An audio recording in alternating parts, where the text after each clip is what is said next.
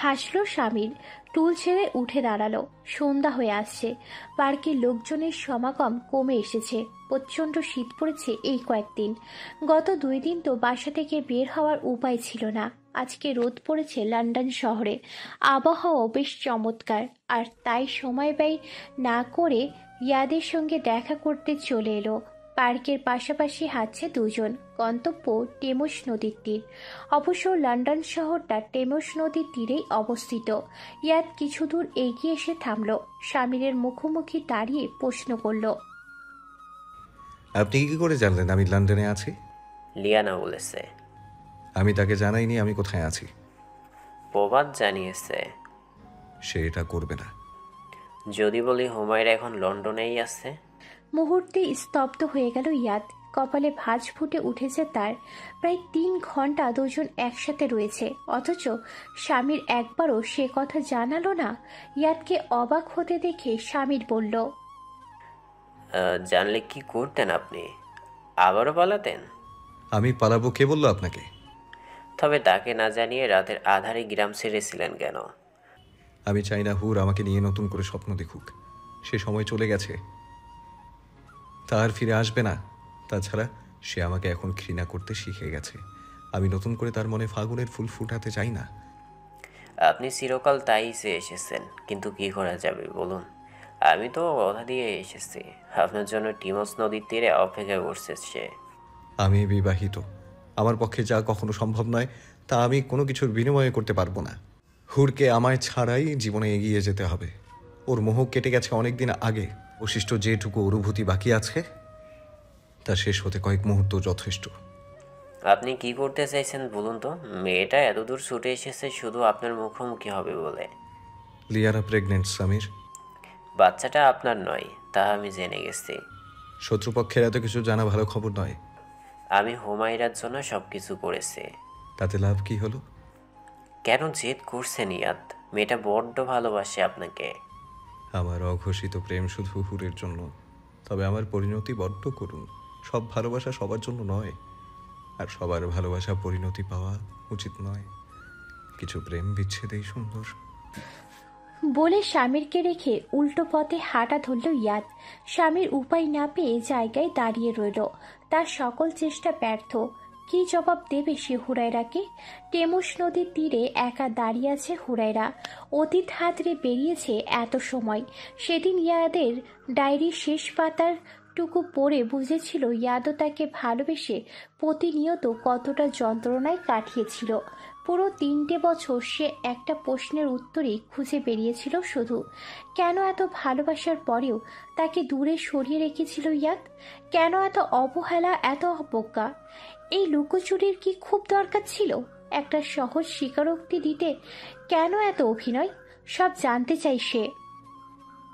হলুদ খামের ভিতর এক টুকরো চিরকুট টেবিলের একপাশে অনাদরে পড়েছিল। হুরায়রা পুনরায় সেটা জায়গায় রেখে ইয়াদের খাটের একপাশে এসে নিশ্চুপে বসল। হঠাৎ এতদিন পর বুকের বাপাসটা কেমন যেন চিনচিন ব্যথা করছে। নিজেকে সামলে রাখার আপ্রাণ চেষ্টা করেও ব্যর্থ হয় সে। কাউকে ভুল বুঝে ভুল প্রমাণিত হওয়ার মতো যন্ত্রণাবোধ হয়তো আর কিছুতে মেলে না। ইয়াদ তাকে নিভৃতে ভালোবেসেছিল। ভালোবেসে তা গোপন করার মতো যন্ত্রণা বুকে নিয়ে বয়ে চলেছিল প্রতিনিয়ত, অথচ কেউ তা বুঝতেও পারেনি। ইয়াদের ব্যথাতুর চোখের ভাষা সে পড়তে পারেনি। ডুকরে কেঁদে উঠল হুরায়রা।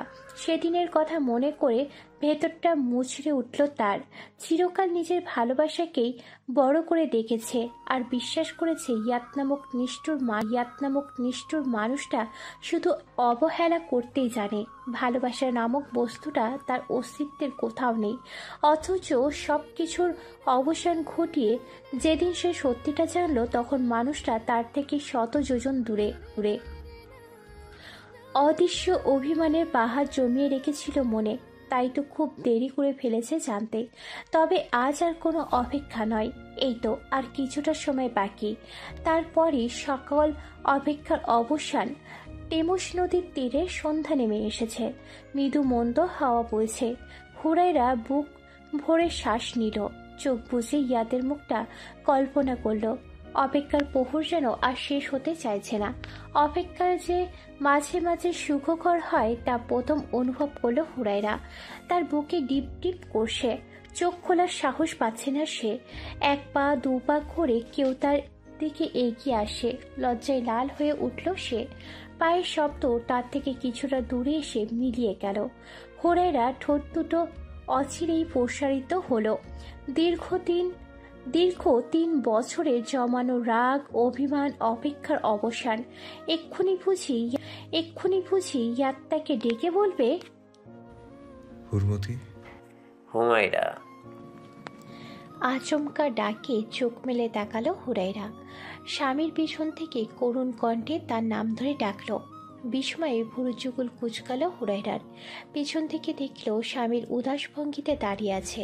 হুরায়রা দুই একবার ইতিউতি তাকিয়ে বলল, উনি বুঝি আমার অপেক্ষা করছেন কোথাও? আচ্ছা চলুন যাই আমরা। ইয়াদ আসেননি? জানি তিনি আসবেন না, আমাকেই যেতে হবে চিরকাল, তো তাই করে এসেছি। আমি সারাদিন পিছনে পিছনে ঘুরঘুর করেছি, আজ কি আর নতুন করে তিনি অভ্যাস পরিবর্তন করবেন বলুন? হুরায়রার চঞ্চলতা দেখে স্বামীর মনে মনে দমে গেল। সে কি করে বলবে ইয়াদ তাকে ফিরে যেতে বলেছে? ইয়াদের নিষ্ঠুরতার কাছে যে হুরায়রার প্রেম নিছক অর্থহীন। স্বামীরকে নিশ্চুপ দেখে মন ভার হয়ে উঠল হুরায়রার। স্বামীর নীরবতা যেন তাকে কিছু বোঝাতে চাইছে। কয়েক মুহূর্তের জন্য মৌন হয়ে গেল সে। স্বামীর নীরবতা স্পষ্ট জানান দিচ্ছে ইয়াদ আসেনি, আর তার জন্য কোথাও অপেক্ষাও করছে না। অপেক্ষার ফল সবসময় সুখকর হয় না, এইটাই বোধহয় নিয়তির লেখন। হুরায়রা বুঝতে আর বাকি রইল না কিছু। নিজেকে শক্ত রাখতে চেয়েও কেমন যেন পারছে না। নেত্রযুগল ভারী হয়ে এলো। আবারও ঠকে গেলাম। এতদিন না জেনে ঠকেছি, আর আজ জেনে মাঝে শুধু এটুকু বদলেছে। একটা সময় জানতাম তিনি আমাকে ভালোবাসেন না বলে ফিরিয়ে দিয়েছেন, আর আজ জানলাম ভালোবেসে স্বেচ্ছায় বিচ্ছেদ উপহার দিলেন। আমি দুঃখিত, কিছুই করতে পারিনি। চলুন যাই। কোথায় যাবেন? জবাব দিল না হুরায়রা। স্বামীর কিছু বলতে চেয়েও পারল না। এই গল্পে পাওয়ার চেয়ে না পাওয়ার সংখ্যাটাই বেশি। টেমস নদীর তীরে একা দাঁড়িয়ে আছে ইয়াদ। ঠিক যে জায়গাটায় এতক্ষণ হুরায়রা দাঁড়িয়েছিল সে জায়গায়। দূর থেকে দাঁড়িয়ে দেখছিল হুরায়রাকে। দীর্ঘশ্বাস ফেলে কষ্ট হালকা করার চেষ্টা করলো, কিন্তু পারল কই। চোখ জুড়ে তার ঠোঁট ফোলানো হুরমতির মুখটাই ভাসছে। এই শহর জুড়ে শুধু তারই আধিপত্য, যার নামে লিখে রেখেছে হৃদয় সমুদ্রের অতল গভীরে লুকিয়ে রাখা এক টুকরো শহর। তোর নামে এই শহর, শত পথ শত যোজন হেঁটে বেরিয়েছি, গড়েছি তুই নামক একটি শহর। লিখে রেখেছি অনন্তকালের বহিঃশিখায় পুড়ে ছাই হওয়া অশ্রুকণার নিঃশেষিত বিন্দু গুড়িয়ে। আমি পালাইনি, শুধু এতটুকু স্বস্তি চেয়েছি, কিন্তু তার পেলাম কোথায়? মিথ্যা মায়ায় জড়িয়ে কাটিয়ে দিয়েছি বহুকাল। বেলা ফুরিয়ে এসেছে যে তুই নামক শহরটিতে। এই অবেলায় কাল বেলায় ফুরিয়ে এসেছে সময়। ধীরে ধীরে হেঁটে গাড়ির কাছে এলো ইয়াদ। বড্ড ক্লান্ত লাগছে তার। লিয়ানা অনেকক্ষণ যাবৎ অপেক্ষা করছে। আজকাল সর্বক্ষণ ডাক্তারের চেক আপে থাকছে সে। সময় ঘনিয়ে আসছে। কয়েকদিন পর ছোট্ট প্রাণটা পৃথিবীর আলো দেখবে। হাসপাতালে এসে ইয়াদ সরাসরি লিয়ানার কেবিনে চলে গেল। এই সময়টা লিয়ানার জন্য খুব কষ্টকর। নিজের প্রিয় মানুষটা কাছে নেই। জীবন মৃত্যু সন্ধিক্ষণে দাঁড়িয়ে বাচ্চাটাকে জন্ম দিতে গিয়ে প্রাণটাই না দিতে হয় মেয়েটার। ইয়াদকে দেখে মুচকি হাসল লিয়ানা। শোয়া থেকে উঠে বসার চেষ্টা করলো। ইয়াদ ইশারায় উঠতে বারণ করে নিজেই পাশে গিয়ে বসলো। লিয়ানা নিজের পেটে হাত বুলিয়ে বলল, ছেলেটা আর আধারে থাকতে চাইছে না ইয়াদ, পৃথিবীর আলো দেখতে বড্ড তাড়াতাড়ি।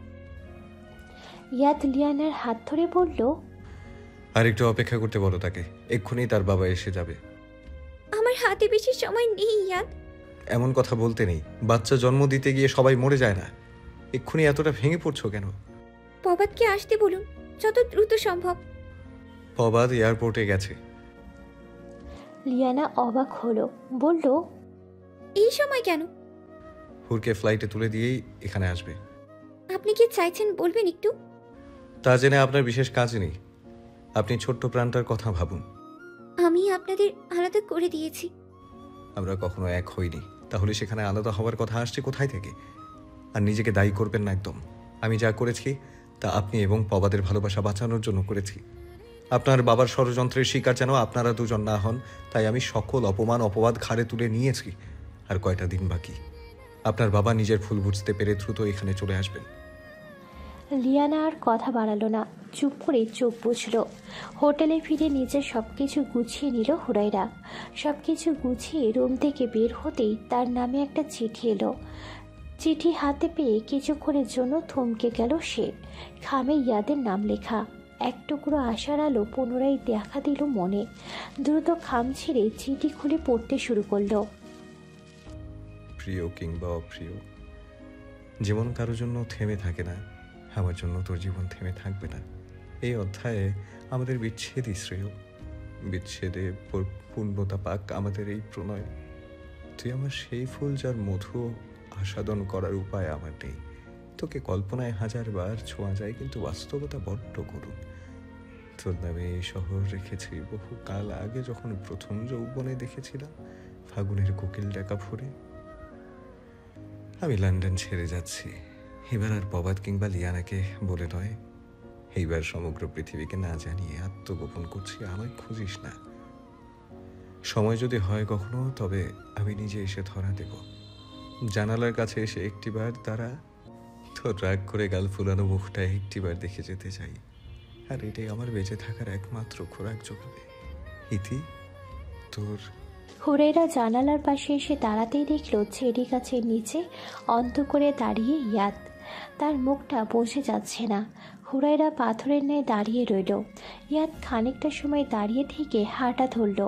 হুরাইরা জানালার পাশে দাঁড়িয়ে বিচ্ছেদের সাক্ষী হয়ে রইল। অঘোষিত প্রেমের অঘোষিত বিচ্ছেদ, কি নিদারুণ যন্ত্রণা। হোটেল থেকে বেরিয়ে টেমস নদীর তীরে এসে দাঁড়ালো হুরাইরা। স্বামীর নিশ্চুপে বসে আছে একটা টুলের উপর। হুরাইরার উপস্থিতি বুঝতে পেরে বলল, কিছু কিছু গল্প বিচ্ছেদেই সুন্দর, আর কিছু কিছু প্রেম মিলেও অমিল। কাউকে জোর করে ধরে রাখা যায় না, তাই আমিও চাই না অপেক্ষা যতই কষ্টদায়ক হোক না কেন, আমি নিজেকে এই নামহীন সম্পর্ক থেকে মুক্তি দিয়েছি আজ। অন্তত এটুকু তো জানছি, আমার ভালোবাসা বিফলে যায়নি। তিনিও তো ভালোবেসেছেন আমায়। হোক না বিচ্ছেদ, তবুও আমি তার অতন্দ্রিতা। ইয়াদ আপনাকে ভালোবেসেছে, তাও কেন বারবার ফিরিয়ে দিচ্ছে বলতে পারেন? সেটা যদি জানতাম তবে নিজেই সবটা ঠিক করে নিতাম। লিয়ানাকে ইয়াদ বিয়ে করেনি। যেদিন জানতে পেরেছি সেদিন আমি একটু অবাকও হইনি, জানেন। আগেই আন্দাজ করেছিলাম কিছুটা, তবে মিস্টার ইয়াদ সত্যিই বুদ্ধিমান। লিয়ানার বাবার পাতানো ফাঁদ ছিঁড়ে ঠিকই বেরিয়ে এসেছে। এত কিছুর কি খুব প্রয়োজন ছিল? সবাইকে সত্যিটা বললেই পারতেন। স্বামী নিশ্চুপ রইল। মূলত সেও জানে না ইয়াদ কেন এমন করছে।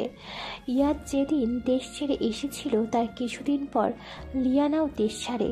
সেই সময় সকলে ধরে নিয়েছিল লিয়ানা বুঝি ইয়াদের কাছেই যাচ্ছে, কিন্তু না, তেমন কিছুই হয়নি। লিয়ানা ফিরেছিল লন্ডনে। লিয়ানা লন্ডন ফেরার দিন 15 পর ইয়াদ সেখানে আসে। ইয়াদ ফিরে এসে প্রবাদের সঙ্গে লিয়ানার বিয়ের ব্যবস্থা করে, তবে সেসব করা হয় বাড়ির সকলের অগোচরে। লিয়ানা আর প্রবাদের বিয়ের বিষয়টা প্রথমে গোপনেই ছিল সবার কাছে, কিন্তু ঘটনাচক্রে বিয়ের বিষয়টা স্বামী জানতে পেরে যায়। লিয়ানাকে ইয়াদ বিয়ে করেনি কথাটা সে অরার কাছ থেকে জানতে পারে। মিস্টার মেহবুব মেয়েকে হাতিয়ার করে ইয়াদকে ফাঁসাতে চেয়েছিল, কিন্তু ইয়াদও কম যায় না। লিয়ানাকে প্রথম দেখায় তার মনে হয়েছিল সে আগেও কোথাও তাকে দেখেছে। পরে প্রবাদের কথা মনে পড়তে সে পুরোপুরিভাবে বিষয়টা বুঝতে পারে। মিস্টার মেহবুবকে বিয়ের ব্যবস্থা করতে বলে সে ফোনে প্রবাদকে সব জানায়, আর তখনই ইয়াদ বড় খেলাটা খেলে। মেহবুবের অজান্তে বিয়ের রেজিস্ট্রি পেপার বদলে যায়, কাজীকে হাত করে পুরোটাই সামলে নেয় সেদিন সে। লিয়ানাও বুঝতে পারেনি তাদের বিয়েটা যে মিথ্যা ছিল। বেশ কিছুদিন কাটার পর প্রভাত আর ইয়াদের ফোনে কথোপকথন শুনে সব জেনেছিল। লিয়ানা যখন সব জেনে যায় তখন বারবার হুরায়রাকে জানাতে চায়, কিন্তু ইয়াদ তাকে বারণ করায় সে তখন কিছু বলতে পারেনি। গাড়ি ড্রাইভ করতে করতে ইয়াদ বিগত দিনগুলোর কথাই ভাবছিল। হুরায়রার সঙ্গে কাটানো প্রতিটা মুহূর্ত তার বুকের বাঁ পাশে ঝড় বইয়ে দিচ্ছে। সকলে শুধু তার বাহিরের শক্ত আবরণটাই দেখেছে, কেউ ভিতরটা পড়ে দেখেনি। পুরুষ মানুষের কষ্ট কেউ দেখতে পায় না, কারণ তারা কাঁদতে জানে না, তাই হয়তো। ইয়াদের ভিতরটা দুমড়ে মুচড়ে যাচ্ছে, তবুও উপর থেকে বোঝার উপায় নেই। অতীতে যাকে সে প্রাণ দিয়ে ভালোবেসেছিল, সেই ভালোবাসার মানুষটাকে কেউ একজন কেড়ে নিয়েছিল। কৈশোরকালের প্রথম প্রেম, প্রথম বসন্ত হয়ে ধরা দিয়েছিল তার জীবনে, অথচ নিয়তির পরিহাস বড্ড করুণ। বাল্যপ্রেমের সত্যি অভিশাপ হয়ে এসেছিল জীবনে। ভাবতে ভাবতে দীর্ঘশ্বাস ফেলল ইয়াদ। সব হারিয়ে যখন সে নিঃস্ব, তখন নিজেকে একটা কঠিনতার গণ্ডিতে আবদ্ধ করে নিয়েছে। সব ছেড়ে ছুড়ে বিদেশে পাড়ি জমিয়েছিল। ইয়াদের এখনও মনে পড়ে সেই দিনটার কথা। দীর্ঘ 10 বছর পর যখন সে বিদেশ থেকে ফিরে প্রথমবারের মতো গ্রামে এসেছিল। চৈত্রের গরম দুপুর, পুকুরের শান্ত জলের উপর হেলিয়ে পড়া আম গাছের উপর পা ঝুলিয়ে বসে আছে 14 কি 15 বছরের এক কিশোরী। পরনে কলাপাতা রঙের শাড়ি, আঁচল পেঁচিয়ে আছে কোমরে। হাতের কাঁচা আমে কামড় বসিয়ে চোখ মুখ কুঁচকে ফেলল মেয়েটি। চৈত্রে কাঠফাটা রৌদ্রে মেয়েটির গাল দুটো লাল হয়ে উঠেছে। ইয়াদ সহসা কেন যেন চোখ সরাতে পারছিল না। সমস্ত বাংলার রূপ, রস, বঙ্গনারীর রূপ যেন সেই ওই কিশোরীর মধ্যেই দেখতে পেল।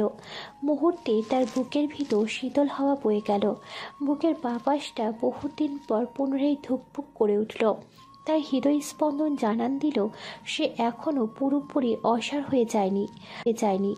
শিকদার বাড়ির বড় নাতি ইয়াদ ইহিতিসাম প্রায় এক যুগ পর নানির বাড়িতে পা রেখেছে। এই নিয়ে যেন আনন্দের আর সীমা রইল না বাড়ির প্রত্যেকটা সদস্যের মধ্যে। রাহেলা বেগম নাতিকে কাছে পেয়ে যেন কান্না ধরে রাখতে পারছিলেন না। পুরো বাড়ি জুড়ে মুহূর্তের মধ্যেই হই হই রই রই পড়ে গেল। ইয়াদ অবশ্য এত আহ্লাদ হজম করতে পারছিল না। নিজেকে নিয়ে নানির বাড়িতে মামা মামিদের এত মাতামাতি, খাতির যত্ন তাকে বিরক্ত করে তুলছিল। সেদিন রাতে খুব ভালো ঘুম হয়নি তার। সকাল সকাল ঘুম ভাঙতেই নানির কর্কশ কণ্ঠে শুনতে পাই ইয়াদ, রাহেলা বেগম কাউকে দাঁত মাজার কালি চুরি করার অপরাধে বকাবকি করছেন। সকাল সকাল সামান্য দাঁত মাজার কয়লা নিয়ে নানিকে চেঁচামেচি করতে শুনে বেশ বিরক্ত হয় সে। ঘুম ঘুম চোখ ডলতে ডলতে ঘর থেকে বেরিয়ে আসতে দেখতে পাই গতকাল দুপুরে দেখা সেই কিশোরীটি গাল ফুলিয়ে মাথা নিচু করে দাঁড়িয়ে আছে। রাহেলা বেগমের ধমক শুনে মেয়েটি ঠোঁট ফুলিয়ে কান্নার ভান করতে যাবে, তখন ইয়াদ হো হো শব্দ করে হেসে ফেলে। নিজের করুণ অবস্থায় কাউকে পাশ থেকে হাসতে শুনে আর চোখে তাকায় হুরায়রা। আর তখনই বুঝতে পারে এই সুদর্শন পুরুষটি গতকাল তাদের বাড়ি এসেছে, যে কিনা তার ফুপ্পির মায়ের বড় ছেলে ইয়াদকে হাসতে দেখে বেশ লজ্জা পায় হুরায়রা। সহসা মুখ তুলে তাকাতে পারে না সে। রাহেলা বেগম ইয়াদকে দেখে আর তেমন কিছু না বলেই প্রস্থান করে। তার পরের ঘটনা সকলেরই জানা, তবে যা অজানা তা হলো হুরায়রার প্রতি ইয়াদের অবহেলার কারণ। এত ভালোবেসে সে ইচ্ছে করে হুরায়রাকে অবহেলা করছে। কারণে অকারণে অধিকারবোধ দেখিয়েও বারবার হুরায়রার ভালোবাসাকে ফিরিয়ে দিয়েছে। ভাবতে ভাবতে ইয়াদের ফোন বেজে উঠল। স্ক্রিনে বড় মামি লেখা উঠতে দীর্ঘশ্বাস ফেলল সে। আজ আর ইচ্ছে করলো না ফোন ধরতে, তাই কল কেটে দিয়ে ফোন বন্ধ করে দিল। অনেক রাত হয়েছে হুমায়রা, এবার আমাদের হোটেলে ফিরে যাওয়া উচিত। আপনি যান সামির, আমি আরো কিছুক্ষণ এখানে থাকবো। কেন পাগলামি করছেন বলুন তো? হুরায়রা জবাব দিল না। ইয়াদের মুখটা বারবার চোখে ভাসছে তার। এক জীবনে বুঝি আর তাকে পাওয়া হলো না ভেবেই ভিতরটা কেমন হু হু করে উঠল তার। হঠাৎ ফোন বেজে উঠল হুরায়রার। প্রভাত কল করেছে। নিশ্চয়ই খুশির সংবাদটুকু দিতেই কল করেছে। অনিচ্ছার সত্ত্বেও কল রিসিভ করলো সে। ওভারপাস থেকে বাচ্চার কান্নার শব্দ শুনে হুরায়রার মুখে এক চিলতে হাসির রেখা ফুটে উঠল। লিয়ানা সত্য পুত্র সন্তান জন্ম দিয়েছে। হুরায়রা কল কেটে স্বামীকে বলল, চলুন হাসপাতালে যাই, আমাদের পরিবারের নতুন সদস্য চলে এসেছে যে, তাকে তো তার ফুপিমা ওয়েলকাম করবে। স্বামীর হেসে বলল, চলুন তবে। ঘুম ভেঙে ইয়াদ দেখতে পেল তার ফোনে অনেকগুলো মিসড কল। শেষ কলটি এসেছে হুরায়রার নাম্বার থেকে। ইয়াদ ফোন রেখে জানালার পাশে এসে দাঁড়ালো। তার ঘরের জানালা থেকে টেমস নদীর তীর দেখা যায়। বাড়ির পরিচালিকা এসে কফি দিয়ে গেল, সেটাই চুমুক বসিয়ে ফোনটা পুনরায় হাতে নিল। ঘড়িতে তখন সকাল 7টা বাজে। 11টার ফ্লাইটে সে বাংলাদেশ ফিরছে, সেটাই মেসেজ করে জানালো কাউকে। সারা রাত ঘুম হয়নি তার। এক প্রকার মনের সঙ্গে যুদ্ধ করে শেষে দেশে ফেরার সিদ্ধান্ত নিল। হুরায়রা ফিরে গেছে মাস 2 হলো। এই 2 মাসে সে একবারের জন্য ইয়াদকে কল করেনি। এক প্রকার গুটিয়ে নিয়েছে তার কাছ থেকে। ইয়াদ অবশ্য তাতে কোনো প্রকার প্রতিবাদ করেনি, নীরবে যেতে দিয়েছে তাকে। সেদিন হাসপাতালে তাদের দেখা হয়েছিল। প্রভাত লিয়ানার ছেলেকে দেখতে দুজনেই ছুটে গিয়েছিল, অথচ দুজনে মুখোমুখি হয়েও কোনো কথা বলেনি সেদিন। হুরায়রার অভিমান মুখটার দিকে তাকিয়ে নিজেকে বড্ড কাপুরুষ বলে মনে হয়েছিল তার। কিন্তু উপায় কি? সে তো প্রতিজ্ঞাবদ্ধ ছিল। হুরায়রার প্রতি ইয়াদের অধিকারবোধ, শাসন সবকিছু মেনে নিয়েছিলেন হুমায়রা। ইয়াদকে নিজের ছেলের মতোই ভালোবাসতেন তিনি। কিন্তু যতদিন যেতে লাগলো, ইয়াদের প্রতি মেয়ের এমন পাগলামির কারণ কিছুটা আঁচ করতে পারলেন তিনি। হুরায়রা যে ইয়াদকে ভালোবেসেছিল সেই ব্যাপারটা কোনো সন্দেহ ছিল না ওনার। কিন্তু ভেবেছেন বয়সের দোষ, মেয়ে হয়তো ভালোবাসা নামক নিছক কোনো মোহে জড়িয়েছে, কিছুদিন গেলেই সেটা কেটে যাবে। কিন্তু তার ধারণা পুরোপুরি বদলে গেল সেদিন, যেদিন ইয়াদকে গভীর রাতে হুরায়রার ঘর থেকে বেরিয়ে যেতে দেখল। তিনি ইয়াদের কঠোরতাকে বিশ্বাস করতেন। ভেবেছিলেন হুরায়রা ছেলে মানুষগুলোকে ইয়াদ প্রশ্রয় দেবে না। কিন্তু তিনি ভুল ছিলেন। ইয়াদ হয়তো হুরায়রার আবেগ ভালোবাসাকে বারবার তুচ্ছরূপে ফিরিয়ে দিয়েছে, কিন্তু সে মনে মনে হুরায়রাকে প্রাণ দিয়ে ভালোবেসেছে। হুমায়রা ভয় পেতেন ইয়াদ যদি নিজের কঠিনতার খোলস ছেড়ে বেরিয়ে আসে, যদি হুরায়রার ভালোবাসার কাছে বিগলিত হয়ে নিজেকে সমর্পণ করে দেয়, তবে তিনি ইয়াদকে ভালোবাসলেও নিজের মেয়ের সাথে কখনোই মেনে নিতে পারতেন না। তিনি ভয় পেতেন ইয়াদ যদি তার দাদার মতোই কিছু করে বসে, তবে নিজের ছোট্ট মেয়েটার জীবনও হয়তো শেষ হয়ে যাবে। ইয়াদের গোপন স্বভাব, কড়া ব্যক্তিত্ব আর কঠোর প্রকৃতি সব কিছুই তার দাদার মতো ছিল। অনেকে তো বলেই ফেলত ইয়াদ একেবারে মুবিনুল আহসানের কার্বন কপি। দাদার সকল গুণ যে ইয়াদ নিজের মধ্যে করে তুলেছে। হুমায়রা ইয়াদের মধ্যে উপস্থিত দাদার স্বভাবটাকেই ভয় পেত, পাছে ইয়াদ দাদার চরিত্রটা না জানি নিজের মধ্যে সুপ্তভাবে লালিত করেছে। তিনি প্রায় সময় লক্ষ্য করতেন ইয়াদ যতই হুরায়রার প্রতি নিষ্ঠুর আচরণ করুক না কেন, দিন শেষে হুরায়রার অলক্ষ্যে নিজের প্রেম স্বীকার করতে কুণ্ঠিত বোধ করত না। নিজেকে খোলা ডায়েরির মতো উজাড় করে দিত ঘুমন্ত হুরায়রার মুখে। ইয়াদ হয়তো চায় হুরায়রা তার প্রেমে পড়ে নিজের সুন্দর সময়টাকে নষ্ট না করুক।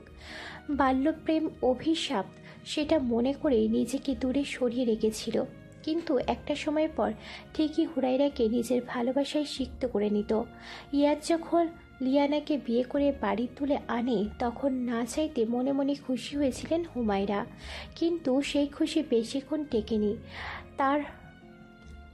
আর যখন ইয়াদের বউরূপে লিয়ানাকে দেখল, ইয়াদ যে শেষ পর্যন্ত এমন এক কাণ্ড ঘটাবে তা ঘুণক্ষরেও ভাবেনি তিনি। নিজের মেয়ের ভবিষ্যৎ চিন্তা করতে করতে সে নিজের ছেলের ভবিষ্যৎও যে এক হলো তা কিছুতেই মেনে নিতে পারেনি। সব কিছুর জন্য ইয়াদকে দোষী মনে করলেন তিনি। ছেলের ভালোবাসা কেড়ে নিয়েছে ইয়াদ, এতে অবশ্য তিনি লিয়ানাকেও কম দোষ দেয়নি। লিয়ানা না চাইলে ইয়াদ কিছুতেই তাকে বিয়ে করে আনতে পারত না, তাই ভেবে গেছেন। একদিকে মেয়ে, অন্যদিকে ছেলের কথা ভেবে পাগল প্রায় হয়ে উঠেছিলেন। যখন সব কিছু মেনে নিয়ে স্বাভাবিক হলেন, হুরায়রার কথা ভেবে এতটুকু স্বস্তি পেলেন যে ইয়াদ বিয়ে করে ভালোই করেছে। অন্তত হুরায়রা জীবন থেকে তো সরে গেছে। হুরায়রাও নিজেকে সামলে নিয়েছে, গুটিয়ে নিয়েছে ইয়াদ নামক আসক্তি থেকে। ঠিক তখনই জানতে পারল ইয়াদ লিয়ানার আসলে বিয়ে করেনি।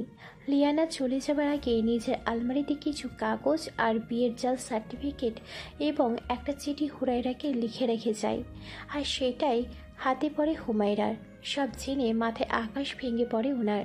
তিনি সঙ্গে সঙ্গে আলমারির থেকে সব সরিয়ে ফেলেন। কাউকে কিছু জানতে না দিয়ে ইয়াদকে নিজের ঘরে ডেকে পাঠান। হাত জোর করে মিনতি করেন যেন ইয়াদ হুরায়রা জীবন থেকে চলে যায়। সত্যিটা যেন হুরায়রা কোনোদিনও কোনোভাবে জানতে না পারে। ইয়াদও তাই করে। সব কিছু মেনে নিয়ে ভোর হওয়ার আগেই গ্রাম ছেড়ে আসে তার হুরমতিকে, যাকে ভালোবাসার অপরাধে অনিচ্ছাকৃত বিচ্ছেদের বান শাস্তি হিসেবে মাথা পেতে নিতে হয়েছে। এলোমেলো চিন্তা করতে করতে বাসা থেকে বেরিয়ে এসে গাড়িতে উঠল ইয়াদ। গন্তব্য এয়ারপোর্ট। ফ্লাইটে ওঠার আগে আর একবার ফোন চেক করলো। তিয়াশা মেসেজ করেছে, নিজেকে নির্বাসন দিয়ে আর যাই হোক ভালো থাকা যায় না, আর কাউকে ভালো রাখাও যায় না। ইচ্ছাকৃত নির্বাসনের এবার অবসান হওয়া চাই। ফিরে এসে দেখো, যার বিরহে স্বেচ্ছায় নির্বাসন নিয়েছ, সে এখনো তোমার দেয়া বিরহের বহিঃশিখা বুকে লালন করে বেড়াচ্ছে। মেসেজ পড়ে মৃদু হাসল ইয়াদ।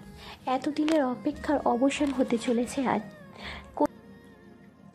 কঠিনতা বলো কিংবা হৃদয়হীনতা, এই দুয়ের খোলস ছেড়ে বেরিয়ে আসার যে সময় হয়েছে আজ। জ্যৈষ্ঠ মাসের কাঠফাটা রোদ্দুর, দুপুরের কড়া রোদ পুকুরের দিকে এলিয়ে পড়া আম গাছটার আগায় এসে পড়েছে। হুরায়রা কঞ্চি হাতে গাছের তলায় দাঁড়িয়ে। গাছের আগায় বেশ কয়েকটা আম পেকে হলুদ হয়েছে। দুপুরের রোদ পড়তেই সেগুলো সোনালি বর্ণ ধারণ করেছে। ইনান গাছের আগায় উঠে বলল, এই হুরায়রা, কঞ্চিটা খানিকটা এগিয়ে দে, নাগাল পাচ্ছি না। হুরায়রা কঞ্চি এগিয়ে দিতে যাবে তখনই পায়ে কাপড় জড়িয়ে গেল। পানিতে পড়তে নিবে ঠিক সেই সময় কেউ পিছন থেকে একটানে তাকে সরিয়ে নিয়ে এলো। ঘটনা এত দ্রুত ঘটল যে হুরায়রা কিছু বুঝে উঠতে পারল না। নিজেকে বাহুবন্ধনে অবস্থান থেকে আলগা করে নেবে তখনই ইনান বলল, ইয়াদ ভাই। ইনানের মুখে ইয়াদ শব্দটা শুনে স্তব্ধ হয়ে গেল হুরায়রা। পিছন ফিরে তাকাবে সেই সাহস পাচ্ছে না। সত্যি কি ইয়াদ এখানে এসেছে? নিজেকে কারোর বাহুতে আবদ্ধ দেখে সাহসাই ফিরে দেখল। ইয়াদের গম্ভীর দৃষ্টি দেখে ছিটকে সরে এলো। কোমরে আঁচল গুছতে গুছতে বলল, ইয়াদ গম্ভীর কণ্ঠে বলল, ইনান, হুরমতিকে বলে দে আমি তার বিভ্রম নয়, সশরীরে দাঁড়িয়ে আছি। হুরায়রা পুনরায় ঘুরে দাঁড়ালো। সত্যিই তো, এটা তার ভ্রম নয়, ইয়াদ সত্যিই তবে এসেছে। বুকের ভিতরটা ধক করে উঠল। 5 বছর পর ঠিক সেই মুহূর্তটাই যেন তার সামনে এসে দাঁড়িয়েছে। 26 বছরের যুবক ইয়াদ যেন এখনও তার সামনে দাঁড়িয়ে, আর সে এখনও 16 বছরের কিশোরীটি। লজ্জা পেল হুরায়রা, লজ্জায় আরক্ত হয়ে উঠল তার গাল দুটো। কিছু বলতে চেয়েও পারল না। দৌড়ে ছুটে গেল বাড়ির দিকে। বেগুনি রাঙা শাড়ি পরেছে হুরায়রা, 2 হাতে কালো কাচের চুড়ি পরেছে। শুভ্র পা দুটো রাঙিয়েছে আলতায়। চুলে হাত খোপা করে কয়েকটা শিউলি গুজেছে খোপায়। কপালে কালো টিপ পরে আয়নায় মুখ দেখে মৃদু হাসল। ইয়াদ খাটের সিঁড়িতে বসা ছিল। হুরায়রা জলে আলতা রাখা পা ডোবাতে ইয়াদ বলল, এখন আর 16 বৎসরের ষোড়শীটি নেই তুই, বুঝলি তো হুরমতি? যতই সাজিস না কেন সেই বুড়ি বুড়িই দেখাচ্ছে। ইয়াদের কথায় ঠোঁট ফোলাই হুরায়রা, চোখ বাঁকিয়ে বলল, লোকে বলে কুড়িতে বুড়ি হয়, কিন্তু আমি তো 22-এ পা রেখেছি। আমি কিন্তু বুড়ির খাতায় নাম না লিখিয়ে যুবতীর খাতায় নাম লিখিয়েছি। যে জন পার করে কুড়ি সেজন 22-এও হয় বুড়ি। 32 বছর বয়সেও আপনি যুবক রইলেন। বয়সটা কি এখনো ধরে রেখেছেন নাকি? বয়স ধরে রাখিনি রে হুরমতি, তোর হব বলেই এখনো যুবক হয়ে রয়েছি। এই যৌবন ধরে রাখতে কম কষ্ট করতে হয়নি আমাকে। তা এত কষ্ট করতে বলেছেটা কি আপনাকে? কষ্ট না করলে তো লোকে তোকে বুইরা ইয়াদের বউ বলে খাপাতো। হুরায়রার মুখ বাঁকিয়ে জলের দিকে দৃষ্টি দিল। জলে তার প্রতিচ্ছবি দেখা যাচ্ছে। নিজের প্রতিচ্ছবির দিকে তাকিয়ে মনে মনে হাসল সে। হুট করে সেদিন ইয়াদ কাউকে কিছু না বলে দেশে ফিরে এসেছিল। ইয়াদের আসার খবর শুধু তিয়াশাকেই দিয়েছিল। হুমায়রা এত বছর বুঝতে পেরেছে ইয়াদ শুধু মাত্র হুরায়রাকে প্রাণ দিয়ে ভালোবেসেছে, আর হুরায়রা ইয়াদকে হঠাৎ দেখে অবাক হয়েছিল হুরায়রা। প্রথমে বিশ্বাস করতে পারেনি যে ইয়াদ সত্যি এসেছে। খানিকটা সময় লেগেছিল বিশ্বাস করতে, অথচ কেন যেন খুশি হতে পারেনি সে। লন্ডনের কথাগুলো মনে পড়তে বড্ড অভিমান হয়েছিল তার। সেদিন ইয়াদ তাকে ফিরিয়ে না দিলে হয়তো আজকের দিনটা অন্যরকম হতো। স্বামীরের সাথে হাসপাতাল আসার পর ইয়াদও সেখানে আসে। দুজন মুখোমুখি হয়েও কেউ কারোর সাথে একটি কথাও বলেনি। একরকম তাকে এড়িয়ে গেছে ইয়াদ। প্রচণ্ড কষ্ট হয়েছিল হুরায়রা। এত বছরের অপেক্ষার আনন্দ নিমেষে বিষাদে পরিণত করতে এতটুকু সময় নেয়নি ইয়াদ। তাকে দেখা না দিয়ে মুখোমুখি না হয়ে পালিয়ে গেছে। অথচ ঠিক কয়েক ঘন্টার ব্যবধানে দুজন মুখোমুখি হলো, অথচ কারোর মুখেই পুনরায় মিলনের সেই খুশির আলোক ছটা নেই। সেদিন কোনো আলাপ আলোচনা ছাড়াই দুজন দুই পথে পা বাড়িয়েছিল। হুরায়রা একাই দেশে ফিরে এসেছিল। সেদিন ইয়াদের আবদ্ধ বাহু থেকে নিজেকে মুক্ত করে দৌড়ে বাড়ি ছুটে আসে হুরায়রা। নিজের ঘরে গিয়ে দরজা খিল তোলে। প্রচণ্ড অভিমানে দু চোখের পাতা সিক্ত হয়ে ওঠে। এতদিনের সকল রাগ অভিমান অশ্রু হয়ে গড়িয়ে পড়ে। রাতে সকলে ঘুমিয়ে পড়লে ইয়াদ হুরায়রার ঘরে দরজায় এসে দাঁড়ায়। কিছুটা ইতস্তত করে দরজায় করাঘাত করে। হুরায়রা কাঁদতে কাঁদতে ঘুমিয়ে পড়েছে। সবাই ব্যাপারটা বুঝতে পেরে তাকে আর বিরক্ত করেনি। হুমায়রা মেয়েকে ডাকতে চাইলেও স্বামীর নিষেধে আর ডাকেনি। মেয়েটার উপর দিয়ে কম ঝড় যায়নি। ততদিনে সকলে বুঝে গেছিল মেয়েটা যে ইয়াদকে বড্ড বেশি ভালোবেসে ফেলেছিল। ইয়াদ কয়েকবার করাঘাত করতেই দরজা খুলে দেয় হুরায়রা। খাবার হাতে করে ঘরে ঢুকে ইয়াদ একটা চেয়ার টেনে বসে টেবিলের উপর খাবার রেখে বলে, অনেক রাত হয়েছে হুর, খাবারটা খেয়ে নে। হুরায়রা কিছু না বলে চুপচাপ নত মস্তিষ্কে দাঁড়িয়ে থাকে। ইয়াদ কিছু সময় অপেক্ষা করে শেষে উঠে দাঁড়ায়। জানালার বাহিরে ছাতিম গাছটা এখনও আগের মতোই দাঁড়িয়ে আছে। তীব্র সুবাস ছড়াচ্ছে ছাতিম ফুলের। ইয়াদ দীর্ঘশ্বাস টেনে সুবাস নিল। 2 কদম এগিয়ে এসে হুরায়রার সামনে বাহুতে হাত গুজে দাঁড়ালো, বলল, সব কিছুর একটা নির্দিষ্ট সময় থাকে হুর। নির্দিষ্ট সময়ের আগে চাইলেও আমরা কিছু করতে পারি না। আল্লাহ সব কিছু আগে থেকেই ঠিক করে রেখেছিলেন। সেখানে তোর আর আমার কিছু করার ছিল না। চাইলেই পারতেন সব ঠিক করে নিতে। ভালোবেসে তা গোপন করার কি খুব দরকার ছিল? বয়সটা সঠিক ছিল না। ওই বয়সে যা ভালোবাসা বলে আমরা মনে করি তা নিছক ছলনা কিংবা মোহ মাত্র। কিন্তু আমি তো মোহে পড়িনি, পড়েছিলাম ভালোবাসায়। বাল্য প্রেম অভিশাপ। আমি তা মানি না। তোকে মানতে বারণ করেছে কে? আপনি তো আমাকে। আমি শুধু উত্তম সময়ের অপেক্ষা করছিলাম, কিন্তু তার মাঝে অনেক কিছু ঘটে গেছে। আমি প্রতিজ্ঞাবদ্ধ ছিলাম হুর। আপনি নিষ্ঠুর, আগেও ছিলেন আর এখনো আছেন। তাই তো ফিরে এসেছি আবার। হুরায়রা কথা বলল না। কান্নাগুলো গলায় দলা পাকিয়ে উঠতে চাইল। নিজের আবেগ সংবরণ করতে চেয়েও পারল না।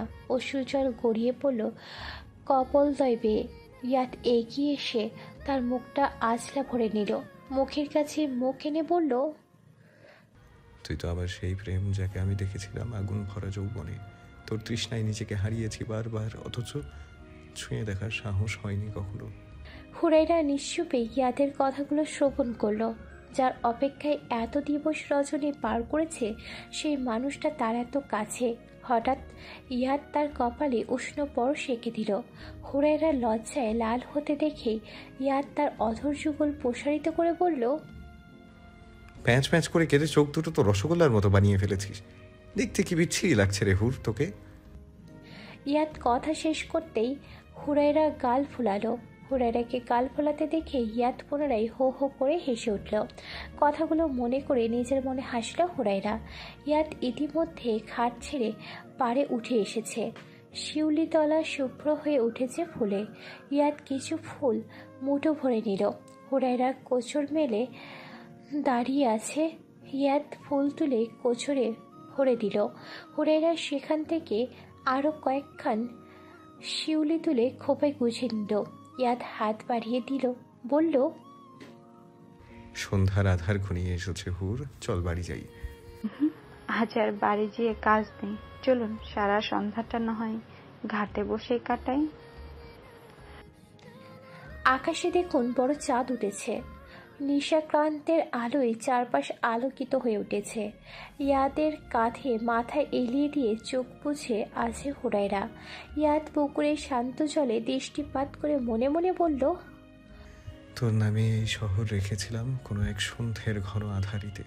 আজও সে সন্ধ্যে নেমে এলো, তবে আজ আর কোনো আধারি নয়। নিশাকান্তের আলোয় আলোকিত আমার হুরপুরি ঘুরে বেরিয়ে বিচরণ করছে আমার মনের শহর জুড়ে। আমার অতন্দ্রিতা, আমার নিশি জাগরণকারিণী। তোর